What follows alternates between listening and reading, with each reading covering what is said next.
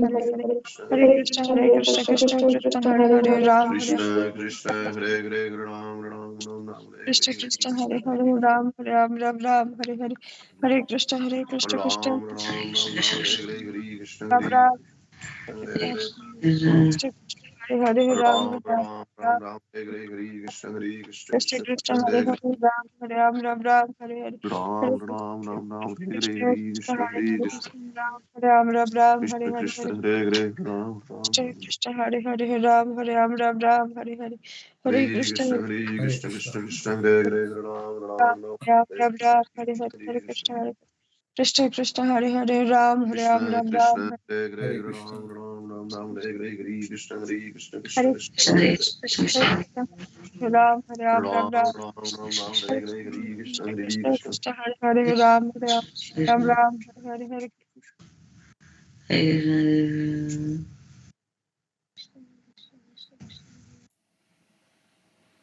Hare Krishna, everyone. Hare Sorry. Krishna. Hare Krishna. Thank you all for joining and giving your Thank you to all for joining and giving your association. Hare Krishna Prabhuji. Hare Krishna Prabhuji. Okay, so would you like to share anything before we start reading Bhagavatam?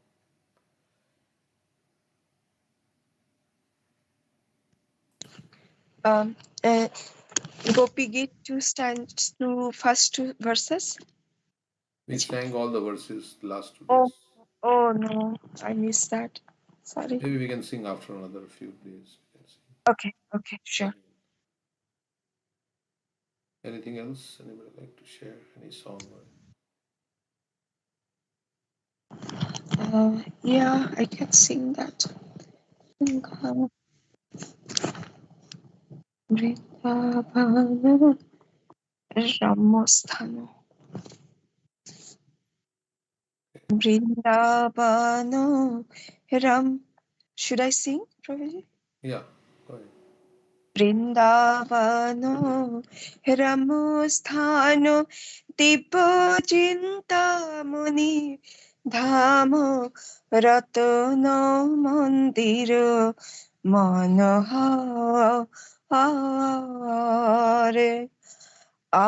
Apriti Kalindini Re Rajahangsa Keli Hare Tahe Shobhe Kanako Kamalo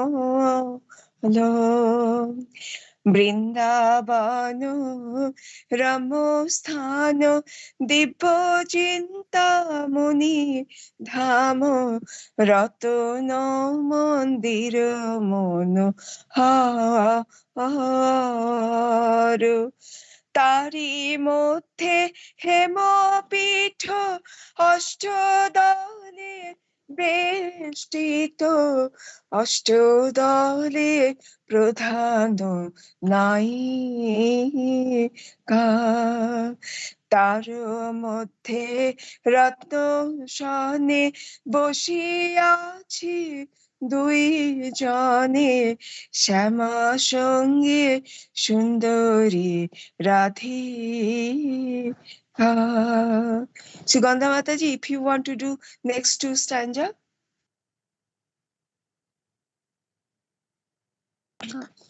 Rupala বন্যারাশি আমি পরিছে খাসি হাস্যা পরি হাস্যা সম্ভা সানি নরোত্তম দাস কোয়ে নিত্য লীলা শুকা মোয়ে সদাই স্ফুরুক মোরামানি वृंदावन रम्या स्थान दिव्य चिंतामणि धाम रतन मंदिर मनोहारा आवृता कालिंदी रे राजहंसा किली करे ताहे शोभे कनक Kamala Thank you, Mataji. This beautiful song was composed by Narottam Das Thakur. Translation. Beautiful Vrindavan is filled with Chintamani gems and many jewel palaces and temples. Many regal swans play in the water of the Yamuna, and those waters a splendid golden lotus flower grows. In the middle of that lotus is a golden place surrounded by 8 petals. On these 8 petals, the 8 principal gopis reside, and in the center, Lord Shyamsundar and beautiful Srimati Radhika sit on a jewel throne. So these verses say that Vrindavan is such a beautiful place, and this beautiful place is decorated by Shyamsundar at the main center of the lotus, and the 8 petals represent 8 gopis. Without gopis, bhav, our bhakti is not complete. And at the center, Shyamsundar and Radhika. Mataji, please translation. Yeah, the great beauty of the divine couple and their charming joking and laughter continually showers nectar everywhere. Narottam Das says, I pray that these blissful, eternal, transcendental pastimes of the divine couple may be always manifested in my heart. So Krishna and Radharani, there are so many joking pastimes, and there's bliss, Satchit Anand, ocean of transcendental bliss. And we pray that we'll be able to see those pastimes of Radha and Krishna. Tulsi prayers also. Norahi abhilasha velas kunje diyo vas nayane hiribo sada jugal ruparasi. With our eyes, I'll be able to see the jugal rupa, Radha and Krishna's pastimes.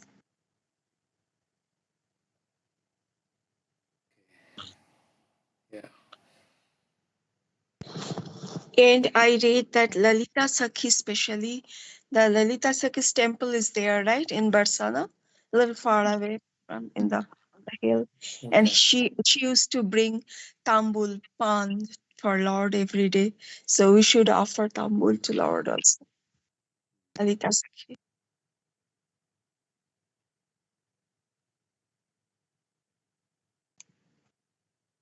Can you share a few lines, bro? Hmm? I want to share a few lines. Yeah. Go ahead. I bow to lotus feet, which gives me eternal peace. I'm incomplete without your compassion. You healed my heart when it was thrown and shattered. You picked me up when I struggled to get through. You gave me hope when it seemed so out of reach. I'm nothing without you. Wherever I go, found not alone. Your glorious touch was always with me. Nectar drop of Gita fills presence of yours. O my Lord Krishna, show me the light on my path. Your flute steers the universal consciousness, and Gita enchants the transcendental consciousness. O Lord of the whole universe, omnipotent, master of all, grant me a glimpse of thyself. Be pleased to come and live inside me. Thank you.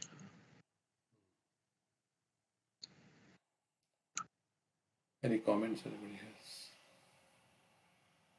So let's read something about Radha Dasyam. Yeah, Juhi. Prabhuji, I just wanted to share something from today's chanting, and some realization I felt that every day that we chant, you know, this is just not a mechanical process. I feel that this is chanting is something that prepares us for handling life situation, and also towards the end of life when there will be nothing, and we all know that at some point, like, we'll have to face situations where we'll be losing our loved ones, where there will be very tough times in life. But if we take the shelter of the holy name, that will fill us with the inner strength to handle all the situations that will come across. For someone like me, it is difficult for me to maintain that consistency to wake up. But I came across Amuk Leela Prabhu's video a couple days back, and where he was sharing like some tips to wake up, like how we can prepare our mindset for chanting for the next day. And those tips were very helpful, where he was saying that before we sleep we should make ourselves like we should think that next day I have to wake up, I have to chant, and there were a few other tips that he was sharing, which was really useful. Because if we don't have anything in mind and we just sleep without any thought, we'll just wake up randomly without any purpose, without any so that is quite helpful.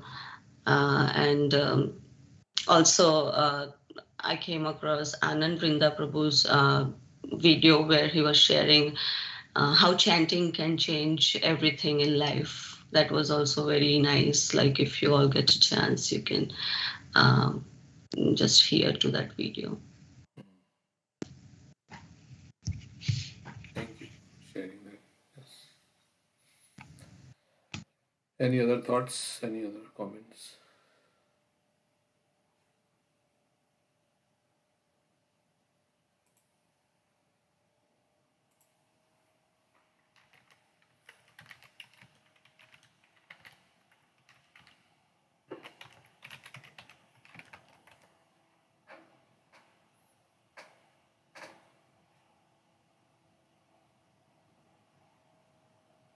No comments? Okay, so then we'll read. Oh, you were reading about Radha Das, and we can read that article. Oh, Ramadas. Yeah, I can read a little bit. I don't know. I've not read, so 1 minute. Let me paste this in a document and then read.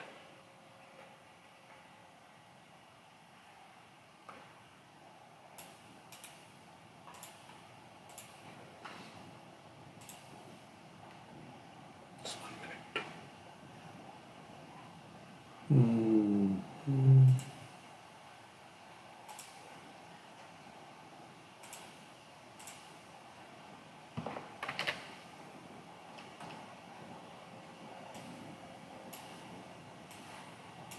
And read somewhat of this. Prabodhananda Saraswati. No, he's the. Who's Prabodhananda Saraswati? He's the uncle. Uncle of Raghunath Das? Gopal Bhatta. Gopal Bhatt. Venkata Bhatta's brother. His name is Prabodhananda Saraswati. And okay, so Gopal Bhatta Goswami was his nephew. So he has many. So he writes in his Vrindavan Mahavrita. Glorious are those persons who desire to climb out of the well of material existence and attain liberation. Even more glorious are they who have dedicated themselves to the service of the Lord. Even more elevated are those who have become attached to the lotus feet of Sri Krishna. Those who love the husband of Queen Rukmini are superior again to them. More praiseworthy still are those who are dear to the son of Yashoda. More glorious again are those who have made friends with the comrade of Subal. More glorious again than them are those who worship the Lord as the lover of the gopis. Yet standing at the head of all devotees in creation are those whose thoughts have been washed away by the great flow of the sacred rapture emanating from the daughter of King Rishabhanu Radha and worship her above all. So those in our Gaudiya Sampradaya, yesterday also Rukmini Krishna Prabhu was saying Gaudiya Acharyas they consider themselves servants of Srimati Radharani. Shri Rupa Manjari, Shri Rati Manjari, Shri Lavanga Manjari, etc. Adhik Snehadika or Radha Snehadika. Sneha Adhika. Sneha means affection. So all these Manjaris have affection. They love Srimati Radharani more than Sri Krishna. We call them Manjaris. In all situations, they relish immeasurable and inexpressible, ever new pleasure of seva.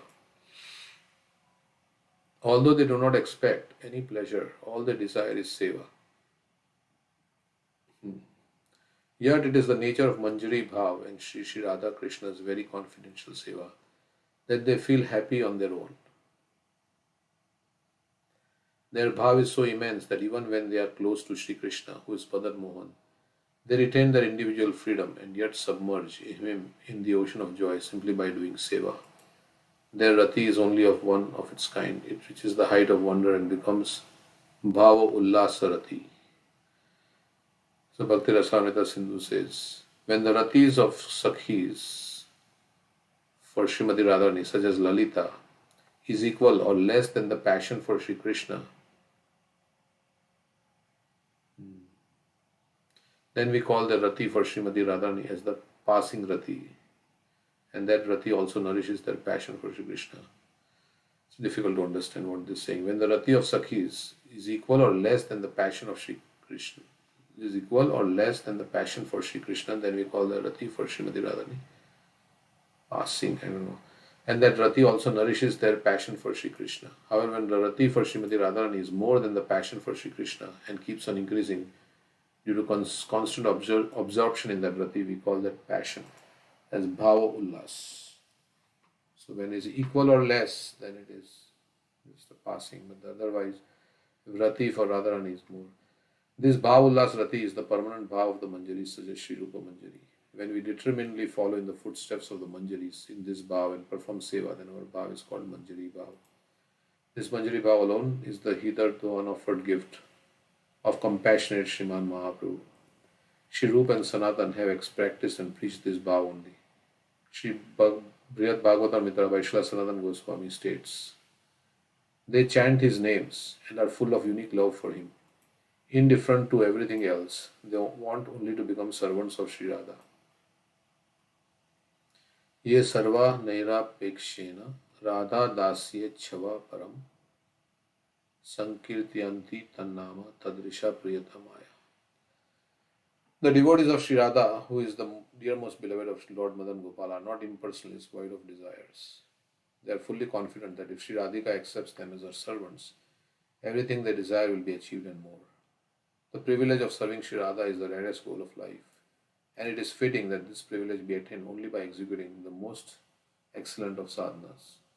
Srila Narottam Das Thakur Mahashaya has written in his Prem Bhakta Chandrika, equal affection for Radha and Krishna or more affection for Krishna than for Sri Radha. Do not become attached to that. I will just speak about preference for Sri Radha. They are always in her company, blissfully telling her about Krishna. They are called Narma Sakhis. So these gopis, they remind Radharani of Krishna. I shall understand what seva I should do by a mere hint from them. Okay, like that it goes.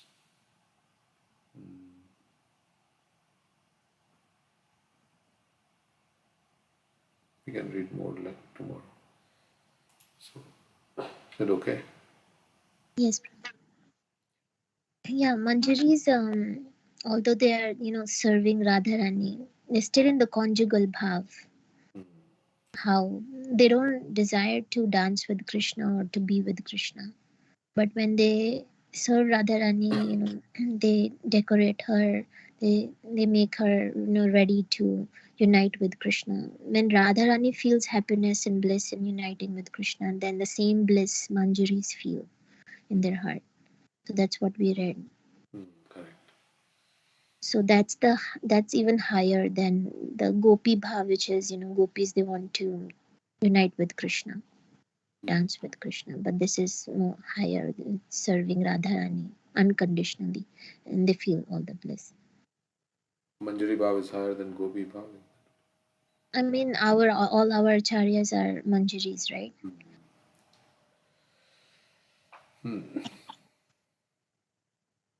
You are serving the servant of the servant. So. Yeah, you're not even desiring to be with Krishna, just unconditionally serving Srimati Radharani.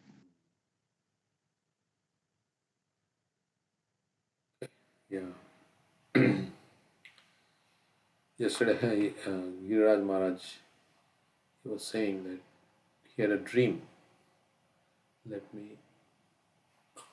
Did anybody read that? He had a dream in which Prabhupada came to in his dream. Prabhupada was reading Krishna book. Let's see.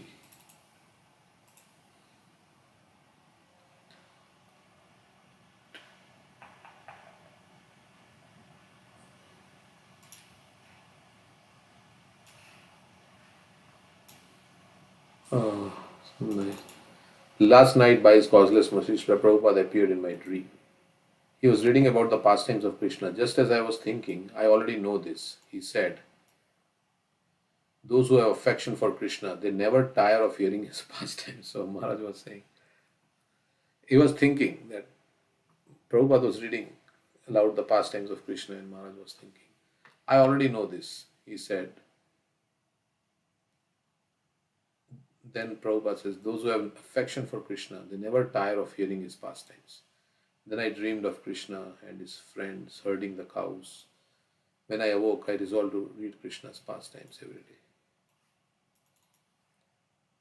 So, Prabhupada was saying that you can never become tired. If you really like making spiritual advancement, you can hear the pastimes again and again and feel blissful hearing the pastimes. So, okay.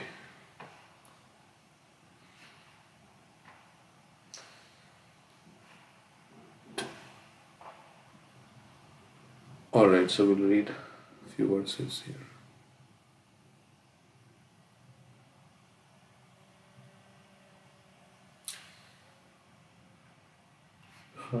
Yeah.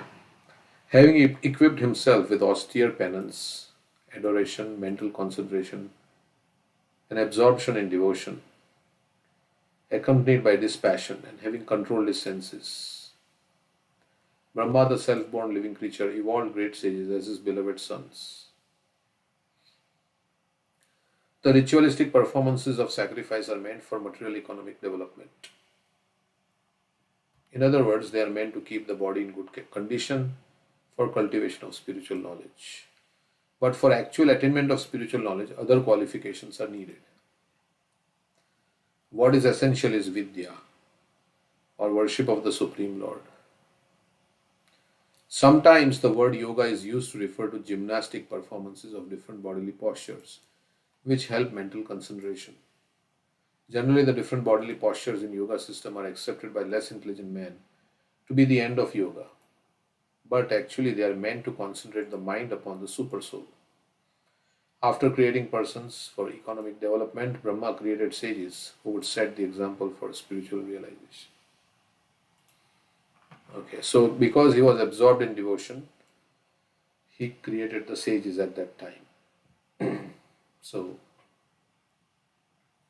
we know about the Garbhadan Sanskar and all that.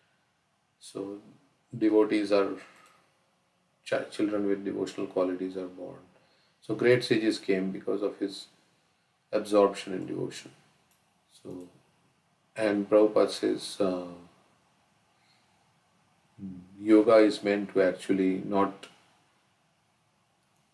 is meant to connect with the super soul in the heart. Which state of yoga is that where one connects with super soul in the heart? All yoga, the main purpose is to engage your mind in meditation of Lord, actually. But in All the physical process are just to concentrate. in the Ashtanga Ashtanga yoga, yoga, yeah. Ashtanga which yoga. which stage? Yoga. Like Dhruva Maharaj did Ashtanga yoga, right? Which stage is meant to connect? Which what connects with super soul in the Ashtanga yoga? Samadhi. Samadhi. Yeah, that's the samadhis. The others are the prelude to the samadhi. Dhyan, dharan. Then finally one comes in samadhi where one's concentration on super soul becomes. Is that Ashtanga yoga? But Prabhupada says that what does he say in 12th chapter? That what is samadhi? He says samadhi means also Always absorbed in activities of Krishna, like going to the market, getting fruits, vegetables for Krishna, and Mm. offering to deity. Like all the time being engaged in Right. activities related to Krishna. Yeah, he writes that in, I think it's in the 12th chapter, second verse purport. What is the exact meaning of adhi? That means you absorb, your mind is absorbed. Samadhi. Yes, and that kind of thing is not possible in this age. Ashtanga yoga is not possible to do because there are so many requirements. To go to secluded place, you have to be free from all desires for sense gratification. You have to sit on a kusha grass with eyes half closed, and it's a long process. So it's not like just that you do for some time of the day and then you carry on with all other activities which are not Krishna conscious like that. Uh, But still, some people do it. They love it. yeah, but that is not, they are not actually connecting Uh, with the it's, Supreme. it's very- It's just some yoga posture. Here it says. Yeah. So there's even that Arjuna says, oh, this is not, I cannot do this. In sixth chapter, he says like that. So maybe some yogis who can go to the Himalayas and do like in Kumbh Mela they are doing, and but this is not recommended for one in such Krishna consciousness. There are no material activities because everything is done for Krishna. A pure devotee is constantly engaged. Sometimes he chants, sometimes he hears or reads books about Krishna, sometimes he cooks prasadam or goes to the marketplace to purchase something for Krishna, sometimes he washes the temple or dishes. Whatever he does not let a single moment pass without devoting his activities to Krishna. Such action is in full samadhi. So, when you are doing all the activities to please Krishna, then you are in samadhi. Even though you may not be like on the Himalayas, or you're not sitting without moving and meditating, like you're meditating, but you're moving also, you're doing so many activities. But every activity is meant to please Krishna, then you are doing samadhi. So many services here, Prabhupada says. Sometimes he hears, sometimes he chants, sometimes he reads books about Krishna. So then he may come and cook prasadam. But like Prabhupada says, in our temple, we have made all these activities from the morning till evening or night, so that everything is centered around Krishna, one after another. And those who live in the temple, I mean, previously they used to go on Sankirtan. After that, boys and girls both, they would attend Mangalarti, then do this japa, then Bhagavatam class, then go Sankirtan, distribute books, come back, attend Bhagavad Gita class like that. Prabhupada's sandwich program, and then again, you know, read Krishna book, and then go to sleep, then get up again. So whole life, they don't even know how time is passing. Sometimes devotees used to tell before those who were living, they didn't know which day of the year, which month is going on. But they were so absorbed in like serving Krishna and not reading the newspaper and anything like that. So a whole life can go like that in that situation, um, constantly absorbed in service to the Lord. But even if you're working and things like that, you can be doing it for Krishna. And then main thing is that okay. So the great sages, they set the example for spiritual realization. So ultimately, we have to use all our time to serve Krishna. That's basically, we have to come to that platform where we are using all our time. No moment is like wasted. Everything, every moment we are serving Krishna. So we can keep that as our goal. I'm certainly not there, but we can keep that as our goal. That's the essence of all advice also. Rupa Goswami, Rupa Manjari is saying that the essence of all advice is to, what is that verse? How does it start? Tannama Rupa. Tannama Rupa Charitadi Sukirtinam. स्मृत्योक्रमेण रसना मनसि नियोज्य तिष्ठान् व्रजेतदनुरागिजनानुगामी कालं नयदखिलमित्युपदेशसारम्. The essence of it, all advice is to utilize one's time 24 hours 24 hours a day in activities of Krishna consciousness, chanting, hearing, service. Okay, and then one should live in Vraja, and One follows in the footsteps of the devotees. those who have anurag, attachment to Krishna, tishtan vajeta anuragi jananu, become follow their instructions, guidance, and in this way one should pass all one's time. Our life is made up of time. We have some time before this body will fall down and die one day. So all the time that we have should be given to Krishna's service. Then that's good, because in the spiritual world they give all their time to Krishna. All the time is in service to Radha Krishna. So if we can do that here, then we are ready to fit in that environment of going back home, back to God, because there they do like that. And so if we are in that situation here, that consciousness here, means we will be ready to go back to God, because we'll fit in that environment. Okay, so of course then we may say, well, where money will come from? So yeah, you have to work, everybody has to work in the material world, but just so much so that to keep the body and soul together. And extra money should be used to serve Krishna, to propagate Krishna consciousness, to support the many projects, and in this way, make use of our human life. Yeah. Okay, next verse. So all the sages who were born, to each of one of these sons, the unborn creator of the universe gave a part of his own body,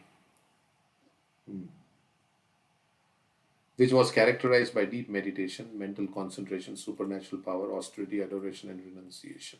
So they were endowed with all these qualities. The word viraktimat in this verse means possessed of the qualification of renunciation. Spiritual realization cannot be attained by materialistic persons. So, we have to change our consciousness to, and how that consciousness changes? Everybody is materialistic, but how to become spiritual? Yes, how? At Krishna. Yeah, you associate with those who are correct. Yeah. Right. And hear from them. The 9 process of devotional service. Correct. Keep chanting. Yes. So renunciation is necessary. Realization cannot be attained by, like we say, what go ill together? Sense gratification and advancement in spiritual realization going together. Bhogeshwarya prasaktanandaya partha chetasam devasatmika buddhi samadhavana. Those who are interested in bhoga and Aishwarya, they will not get the determination to practice spiritual life. So you have to renounce. Renounce means the desires which are for renunciation is not so easy to give up those, but by Krishna's mercy and following the instructions that will come. For those who are addicted to sense enjoyment, spiritual realization is not possible. Prahlad Maharaj verse. What is the verse? For those who are addicted to sense enjoyment, spiritual realization. Materna Krishna parata svatova mitho bipadete grahavatana adanta gobi vishitam tamishra puna puna charvita charvana. That one?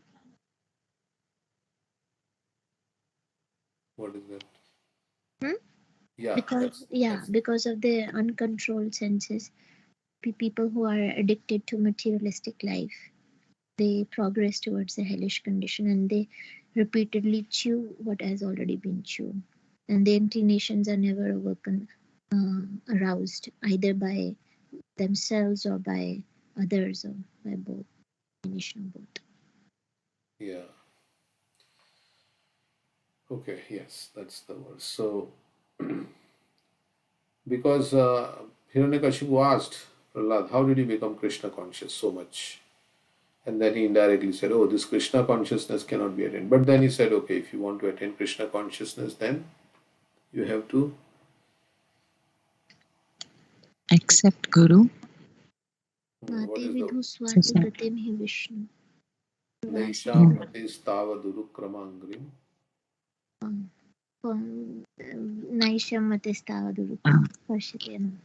So you have to get the dust of the lotus feet of the devotee, bathe in it.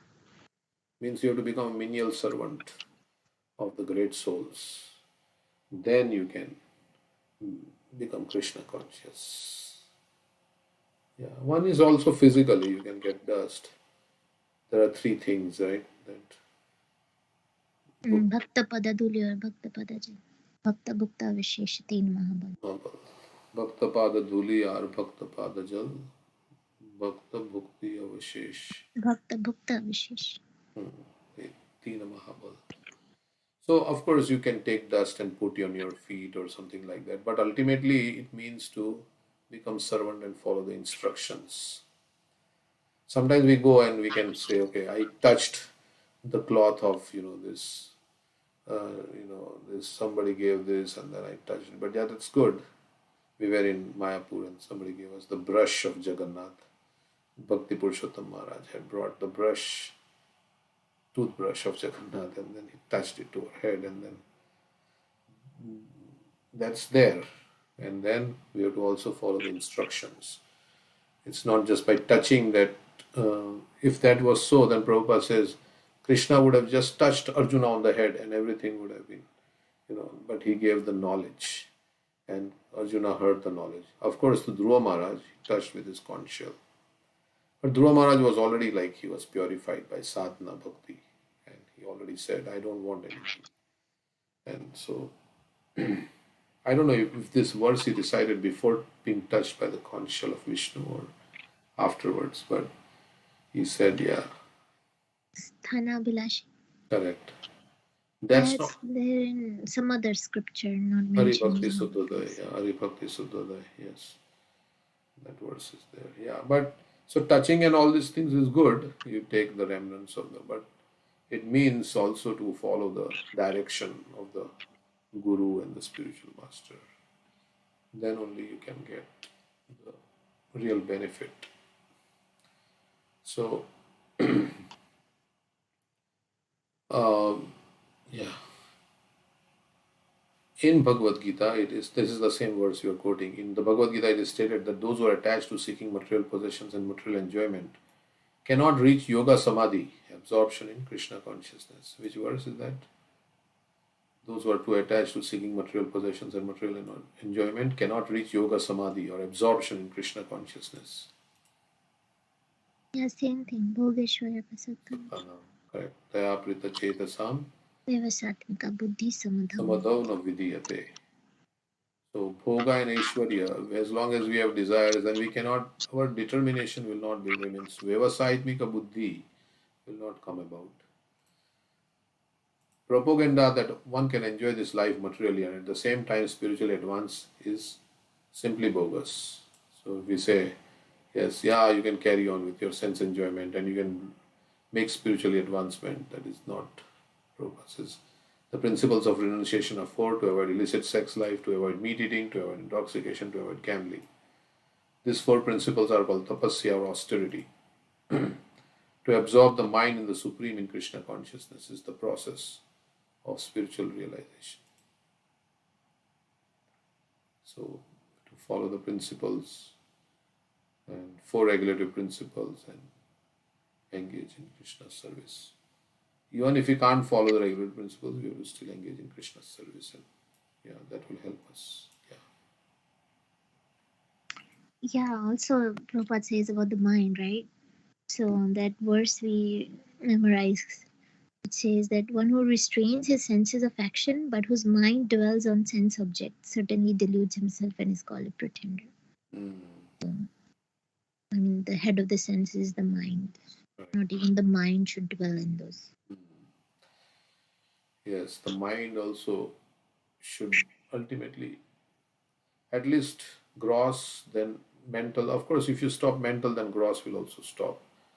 So, yeah, so mind is very difficult to control. The mind is dwelling on sense objects in our conditioned state. So, we have to somehow take the mind away. It's not like uh, it will happen like suddenly. So, it's thinking about so many things. But we have to not try, we have to disassociate also. We should not take it seriously. Every thought that comes, and it's my mind, it's not me. Like that, we have to, I mean, when we focus on the thoughts, that's the problem, when we just get absorbed in that thought, and then it becomes a, if it's like, then what should we do? If your mind is giving problem, then pick up your bead bag and chant Hare Krishna. Somehow divert the mind to Krishna. So,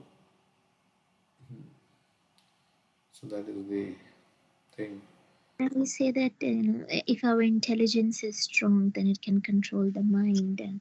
And some devotee was saying that the verses that you memorize, you can contemplate on those verses like ye hi samsparsha jabhoga dukhayo nyayate adi antavanta kante nate shuramate bura.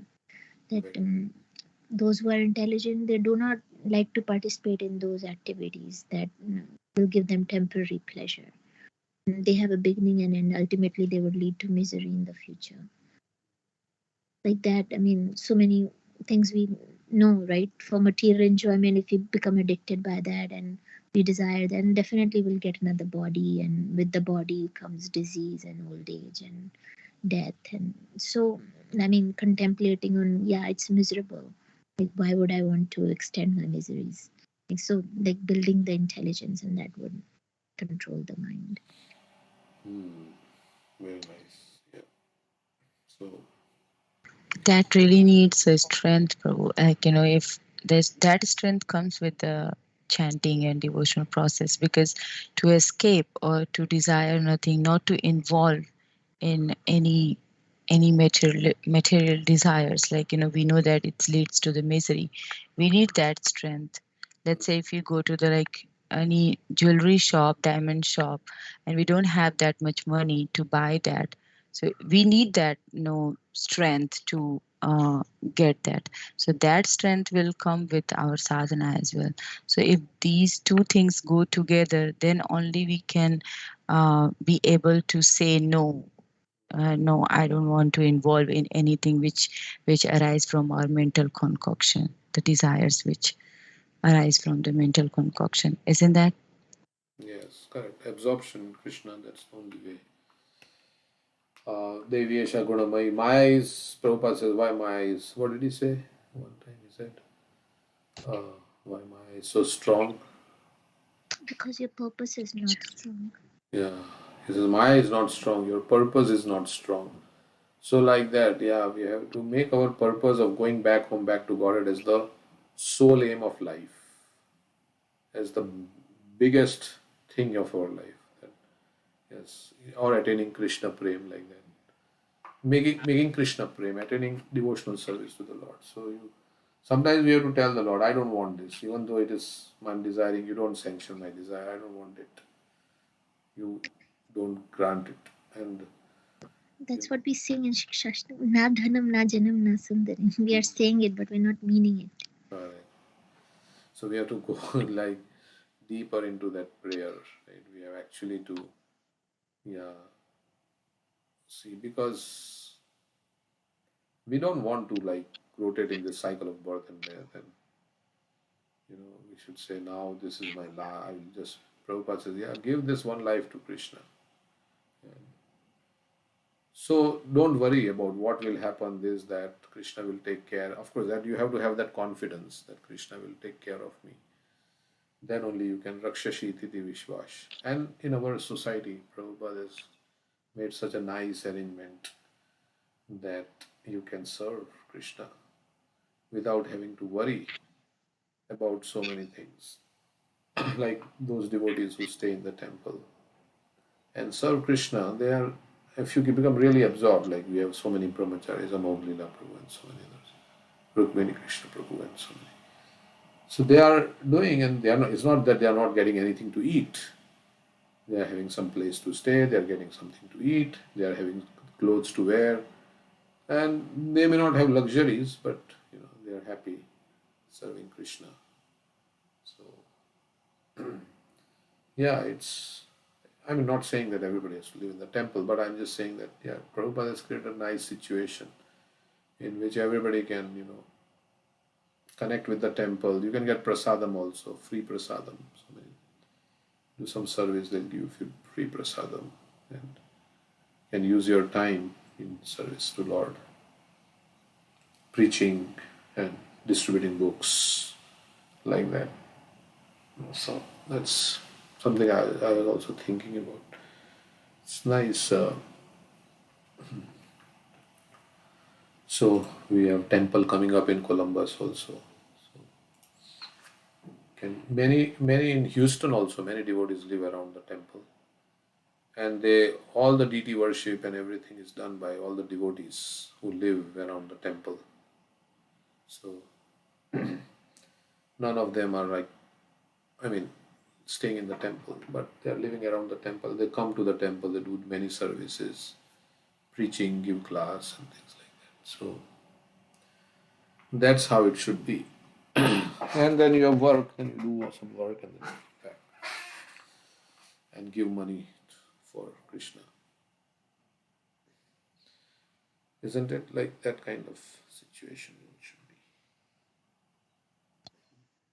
Yes, Prabhu, that's a very nice situation. You can come for morning program and do Tulsi Puja every day, chant Hare Krishna with the devotees.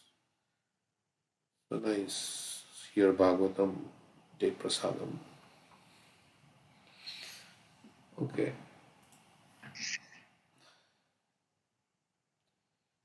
Yeah. To absorb the mind in Supreme, in Krishna consciousness, the process of spiritual realization. Okay. So, conversations between Manu and Kardama.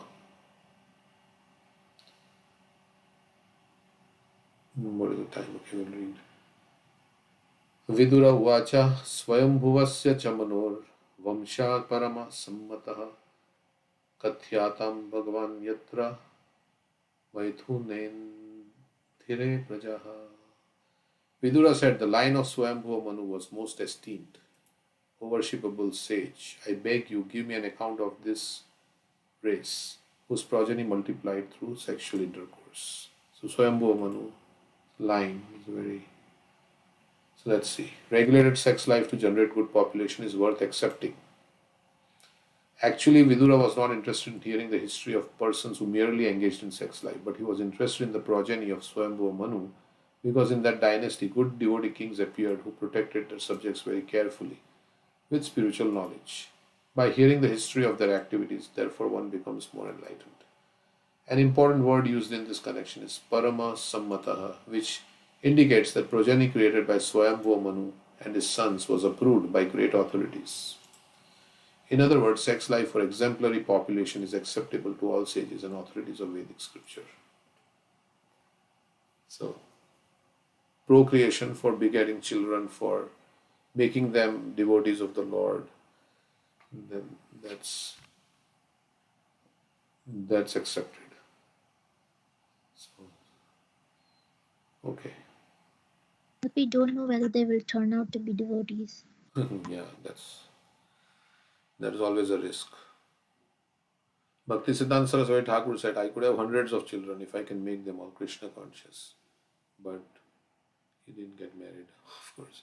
Bhaktivinoda Thakur had, I don't know if all his children were devotees, Bhaktivinoda Thakur's, but Bhaktisiddhanta Saraswati Thakur became very So exemplary, like, and others maybe, I don't know. But yeah, it's always a risk. And many things, it's a big project also to raise children. That's why people want to avoid children, and because they don't want to take the responsibility. And that's why they use birth control pills and contraceptives, because they don't want to have children. So, because they know it's a big project. Um, so, like that.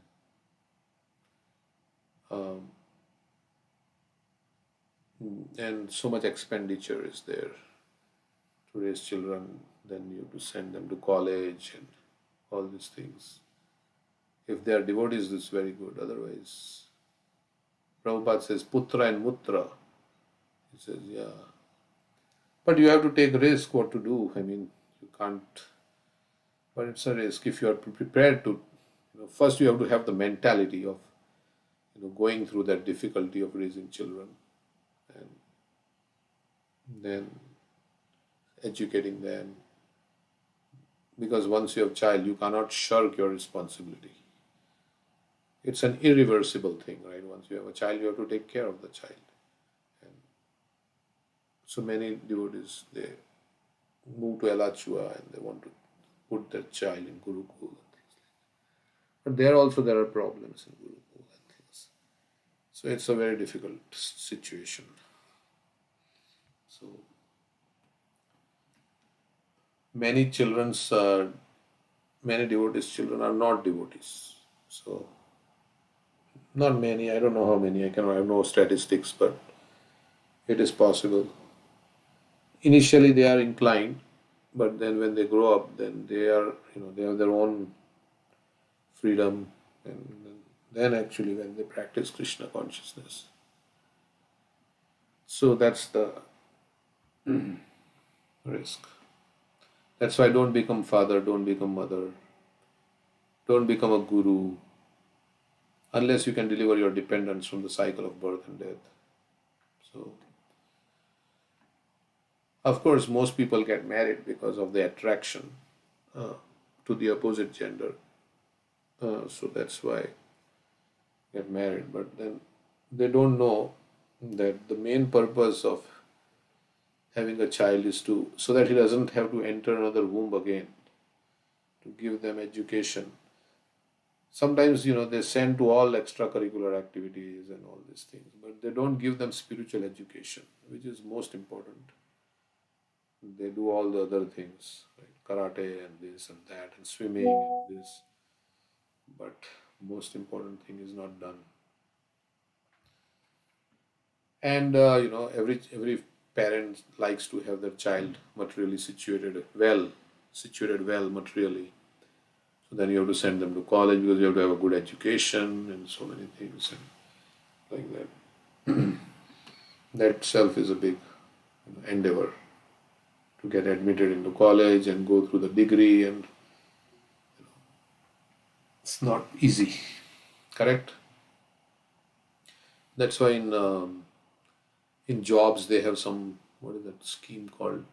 You save money for your college. They have something like in my office they had something that you save money for your children's education in the future, because they know college education may be expensive. So you have to plan all these things. Okay. The two great sons of Swayambhuva Manu, Priyavrata and Uttanapad, ruled the world consisting of 7 islands, just according to religious principles. Who was telling me that somebody had a child, they hardly slept for a month. One devotee in Vrindavan. He was telling, not Vrindavan, New Vrindavan, just had a child. He was saying, last night was the first time I slept in maybe a month or something like that. He said, I really got little sleep. So you have to be prepared for sleepless nights and all these things. And then when you are in the class and your child cries, everybody looks at you Because everybody gets disturbed because your child is crying and you cannot control your child. From then you have to get up and then you have to go out and then you miss the class. So generally ladies have to get up because only they can keep the children quiet. So they have to go and get up and go out. So in our temple we are going to have a cry, what is it called? Cry room or something, where children who are like crying, the mothers can be with their children and there'll be some monitor in which they can still hear the class, but they will not disturb the other you know people in the classroom. So all this it's a big endeavor. But if your children becomes devotee, then it's a great service, because then as here Vidura is saying that yeah, they wanted to hear about Swayambhu Manus because they were all exemplary, devotees in that line. So But that is not in our parents' hand, Prabhu. It's, of course, every jiva has their free will also. right. So initially maybe at the young age, maybe they listen their parents and they maybe inclined. When they grow up, they have another world also. So they have to. But I believe like that whatever you give in the younger age, that knowledge is always within us. And when something goes wrong or something, then they understand that no, this is not a right path. Not, but we can't control anyone, right? We are not controller. Correct. You can't So control. Yeah, that's true. yeah. So sometimes I'm confused that having children is not a good thing, or because No, we it. can I say mean, that you have to everybody give them says the. that it's Yeah, you have if to give them the proper environment, because in America, in the school, that's why many they homeschool the children. I don't know, but I'm not an expert on this. But that there's is a. not a problem of America, Prabhu. My one of my friends, Hmm. her In India she's also. senior then, but they are in India even at the class of 9th and 10th. They have easily available drugs as well. So Hmm. they, without their parents doesn't know it, but it's not all about that, because India is just copying the Western culture. Hmm. So in schools they are copying everything, which is they feel like that the Western culture is good. So Yeah. it's not about that, any country, but they do. Hmm. Um, yeah. Like in Ohio, it's a big drug problem here. They say it's a lot of um, youngsters are taking drugs. So yeah, the parents have to be very. They are always in anxiety that children are not getting into bad company, and you don't know sometimes what they are doing outside when. So all these things are there. So it's better to raise in a devotional environment, but you can't stop because children like to associate with other children of their age, right? I mean, they don't like to be with the parents all the time. They also want uh, of their own age. They like to play and they like to then teenage years and all these things. So anyway, I am not I don't have, but I've just heard, and those who have they can tell.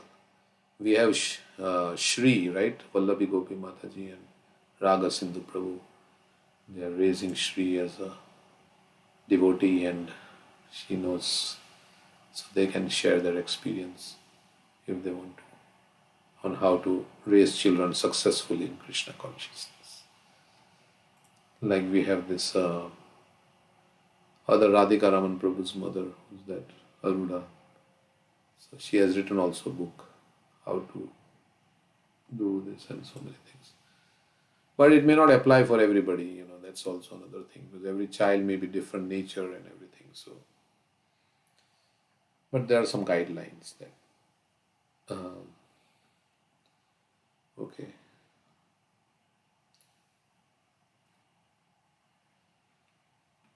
Does Rag Sindhu Prabhu want to say anything? I don't know if he's on the call. We have not heard from Shri in a long time.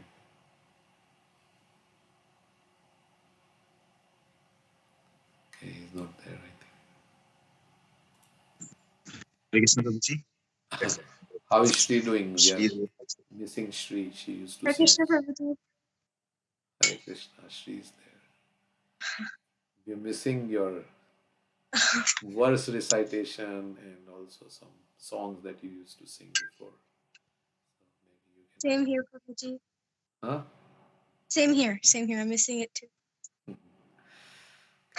So you can join us. Maybe Huh? share sometime. Yeah, definitely. Okay. Please give your blessings, all the devotees. We are trying, but like it's very tough to rise the kids. Yeah. Okay. Nothing is easy in material world. So as every ashram has its own problems, so nothing is easy. Srimad Bhagavatam is also a history of the great rulers of different parts of the universe. In this verse, the names of Priyavrat and Uttanapad, sons of Swayambhuva, are mentioned. They ruled this earth, which is divided into 7 islands. These 7 islands are still current as Asia, Europe, Africa, America, Australia, North and South poles. There is no chronological history of all the Indian kings in Srimad Bhagavatam, but the deeds of the most important kings such as Priyavrat and Uttanapad and many others like Lord Ramchandra and Maharaj Yudhishthira are recorded because the activities of such pious kings are worth hearing. People may benefit by studying their histories. So in which verse in the Bhagavad Gita, what does Krishna say about the saintly kings in the 4th chapter? Anybody? Saintly kings. Raja Rishi. एवं परंपरा प्राप्त माम राजर्षि विदु Ravan सकालने हमाता योगनिष्ठ Yoganashta. Correct. Raja Rishi. Krishna uses the word Raja Rishi. They were kings, but they were rishis. They were very saintly. And they used to receive this knowledge in a parampara. Evam parampara. Right? Imam Rajarshi. एवं परंपरा प्राप्त And Krishna also says, which kings attain perfection? Like we have in our Mahajans, many of them are kings. Who are the kings? Who are the Maharajas? Janak Janak, Prahlad Maharaj, Bali Maharaj. Swayambhu also is a king. Swayambhu, Narada, Shambhu, Kumara, Kapil मन Kapil Manu. Who is that? Prahlad Janak Bhishma Bhishma also Bhishma also. He is also a king. I mean, he didn't accept kingship, but so they were all saintly kings. We have Amrish Maharaj, Yudhishthir Maharaj, and Lord Ramchandra appeared in the Raghuvanshi, in the Kshatriya kings, because they are supposed to administer, and so if they are okay, then everything the praja will be okay. If the kings are the guide, the leader is okay, then the praja also will follow. So it's worth hearing. And another thing Prabhupada says, it is not a chronological history, Bhagavatam. It is just important events that are recorded from different times in the history. They are recorded in the Bhagavatam, from which we can learn. Okay, next verse. Anything else if you have to say? O holy Brahmana, O sinless one, you have spoken of his daughter, known by the name Devahuti.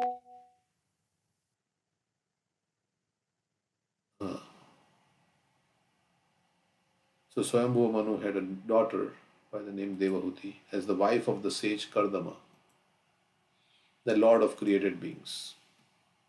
So Devahuti and Kardama Muni were husband, wife, and who was their son?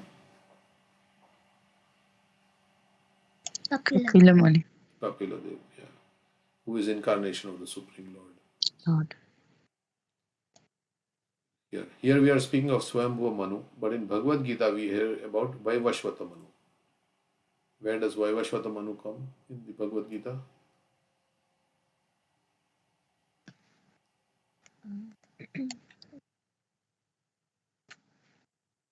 इमां विवस्वत योगं प्रोक्तवान् अहं अव्ययम् विवस्वान् मनविप्राः मनुरिक्ष्वाकवे ब्रवीत् Vivashwan's son, I think, is Vaivashvata Manu, correct?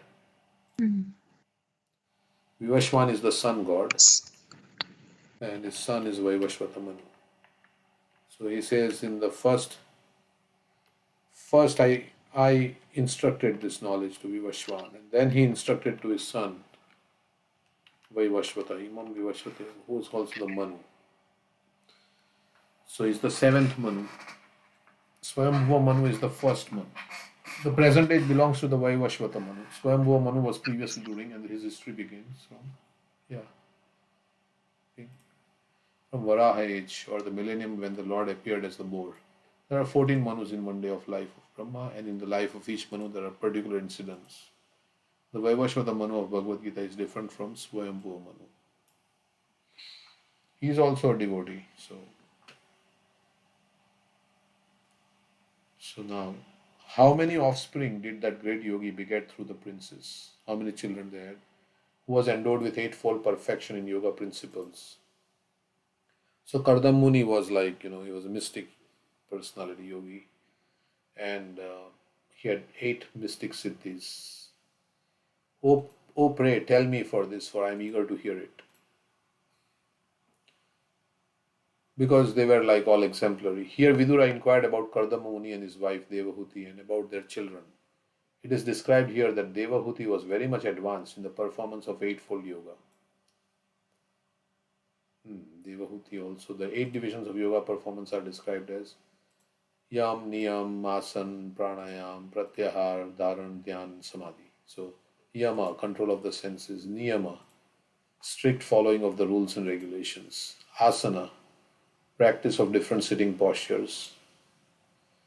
Then Pranayam, Yam, Niyam, Asan, Pranayam, control of the breath.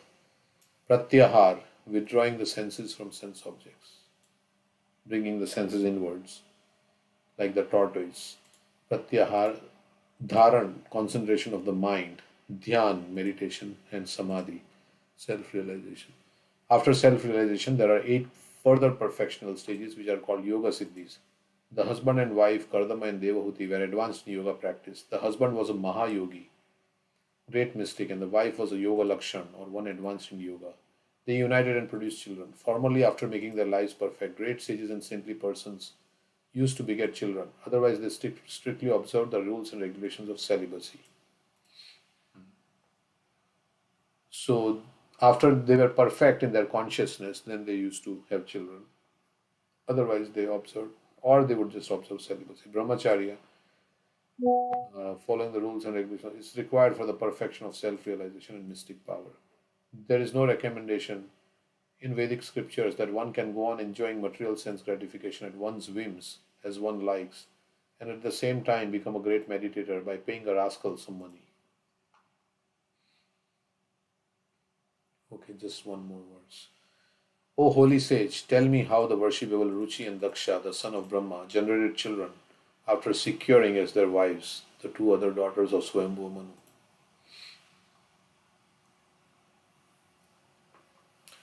So Swayambhuva Manu had some daughters. Devahuti was married to Kardam Muni, and then other daughters were married to Daksha and Ruchi. Ruchi is one of the Prajapatis, and Daksha. They married the 2 other daughters of Swayambhuva Manu. So he wants to know, after all the great personalities who increased the population in the beginning of the creation are called Prajapatis. Brahma is also known as Prajapati, as were some of his later sons. Swayambhuva Manu is also known as Prajapati, as is Daksha, another son of Brahma. So Brahma has many sons, and so Swayambhuva Manu, his daughter is Devahuti, and she married Kardam Muni, and then other Prajapatis, Daksha. Swayambhuva had 2 daughters, Akuti and Prasuti. The Prajapati Ruchi married Akuti, and Daksha married Prasuti. These couples and their children produced immense number of children to populate the entire universe. Vidura's inquiry was, how did they beget the population in the beginning?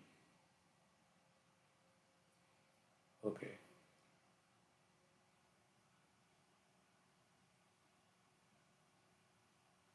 can stop here.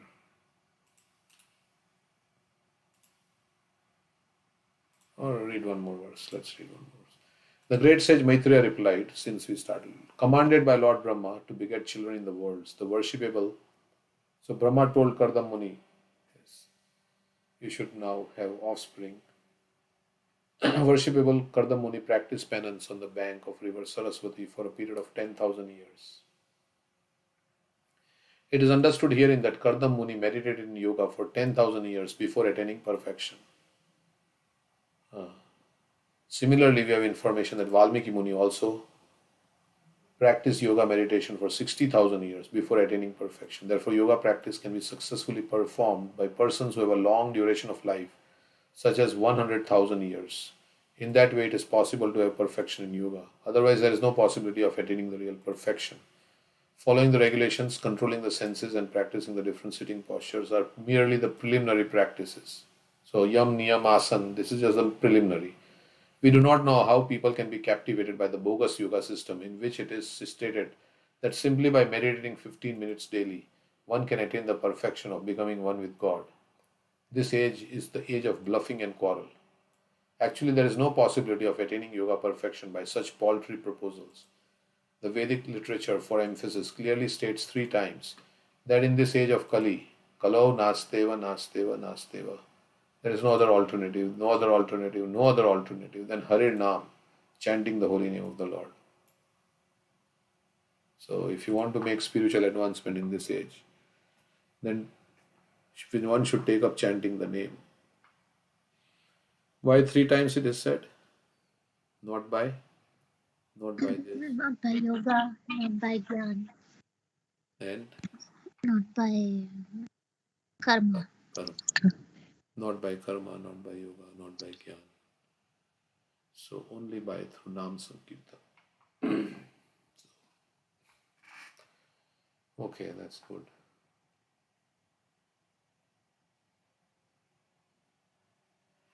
Let's see how much time it has passed since They Yeah. didn't tell about Kardama Muni, right? His, why Brahma told him to beget children. He is not the son of Brahma. Correct. He is the son of Swayambhu Manu. Oh, okay. So Kardama Muni he's not the son of Swayambhu Manu. No, sorry. He is the husband of the daughter of Hmm. Swayambhu. Yeah. Because he is like what you can say, the father-in-law's father. So, yeah, where is that chart? We can see the chart. You have it, or should I paste it? 1 minute, let me see if I can find it. Yeah, I have it.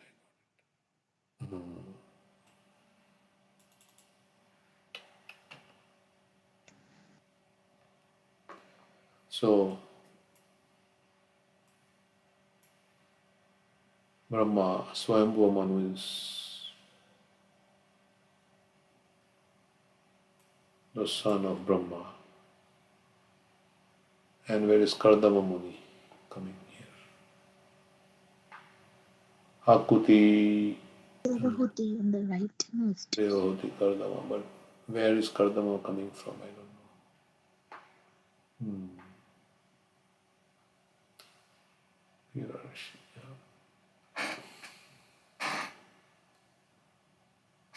Okay. So Brahma is telling Devahuti, his son's daughter, husband. Okay. Not sure. Because I think Brahma ultimately wants to fill up the universe. So he's trying his best to tell everybody to have more and more the Prajapatis. Who Prasuti and Akuti. There were 3 daughters and 2 sons of Swayambhu Manu. And Ruchi and Daksha. They are Prajapatis. So, okay. Don't know what else to say.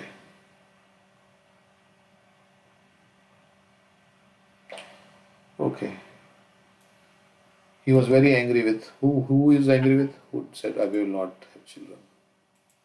Will not have children? Yeah, he was very angry with Oh, four Kumaras. the four Kumaras. Narad Prabhupada says Muni also didn't have children. Narad Muni also, yes.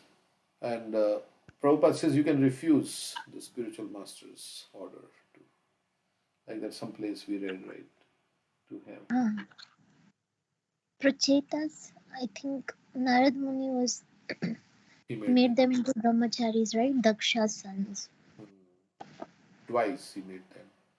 There is Haryashvas and there is another one. So, yeah, Narad Muni preached. Even Priyavrat Maharaj also, he was inclined, he was not inclined to get married. Then, of course, when Brahma came and all these things happened. Yeah. One verse we'll read. The great sage Maitreya replied, commanded by Lord Brahma to beget children in the worlds, the worshipable Kardama Muni practiced penance on the bank of the river Saraswati for a period of 10,000 years. Oh, we just read this. Oh, yeah, sorry, yeah. Thank you. During that period of penance, the sage Kardama, by worship through devotional service in trance, propitiated the personality of Godhead, who is the quick bestower of all blessings upon those who flee to him for protection. So Krishna is the one who gives blessings to those who go to him for protection. The significance of meditation is described here. Kardama Muni practiced mystic yoga meditation for 10,000 years just to please the Supreme Personality of Godhead, Hari. Maybe this is a different age, and yeah, so they are doing this. Therefore, whether one practices yoga or speculates and does research to find God, one's efforts must be mixed with the process of devotion. Without devotion, nothing can be perfect. Like we say, Bhagavad Bhakti Hinasya. Without Bhagavad Bhakti, everything is useless. The target of perfection and realization is the Supreme Personality of Godhead. In the sixth chapter of Bhagavad Gita, it is clearly said that one who constantly engages in Krishna consciousness is the topmost yogi. Which one? Sixth chapter 1, right? Clearly. Yoginamapi sarvesham madgatanantaratma shraddhavan bhajate yomam samyukta tamamada. The personality of Godhead Hari also fulfills the desires of his surrendered devotee. One has to surrender unto the lotus feet of the personality of Godhead, Hari or Krishna, in order to achieve real success. Devotional service or engagement in Krishna consciousness is the direct method, and all other methods, although recommended, are indirect. So 9 processes of devotional service. The direct engagement, devotional service. In this age of Kali, the direct method is especially more feasible than indirect because people are short living. Their intelligence is poor, they are poverty stricken and embarrassed by so many miserable disturbances. So many people are poor, in this age of Kali. As we went to India, we saw so many people, begging. Lord Chaitanya, therefore, has given the greatest boon.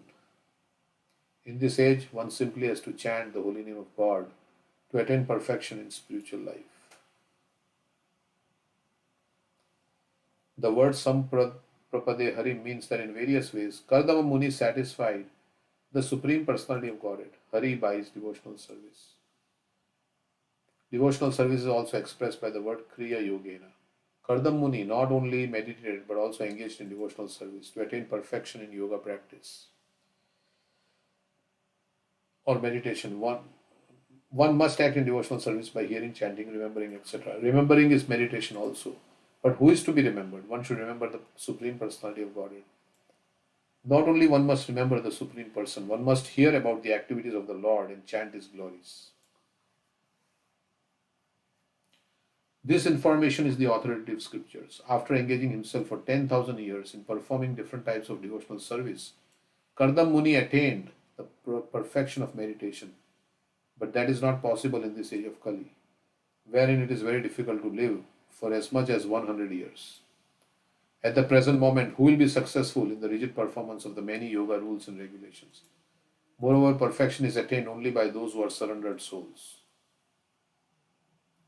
When there is no mention of the personality of Godhead, where is their surrender? And when there is no meditation upon the personality of Godhead, where is the yoga practice? Unfortunately, people in this age, especially persons who are of demoniac nature, want to be cheated. The Supreme Personality of Godhead sends great cheaters who mislead them in the name of yoga and render their lives useless and doomed.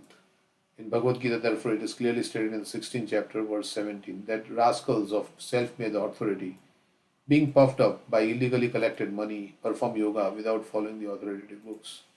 They are very proud of the money they have plundered from innocent persons who wanted to be cheated. So,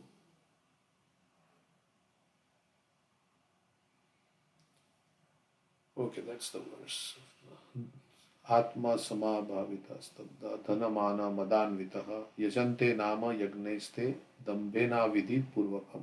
Self-complacent and always impudent, deluded by wealth and false prestige, they sometimes proudly perform sacrifices in name only without following any rules or regulations.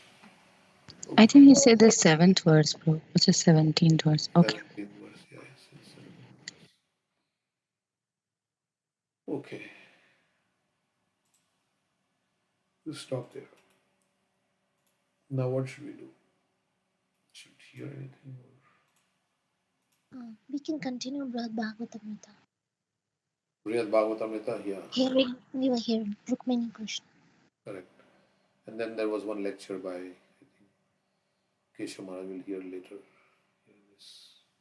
We can hear Keshav Maharaj then. We didn't finish, right? Yeah. Jai Srila Prabhupada.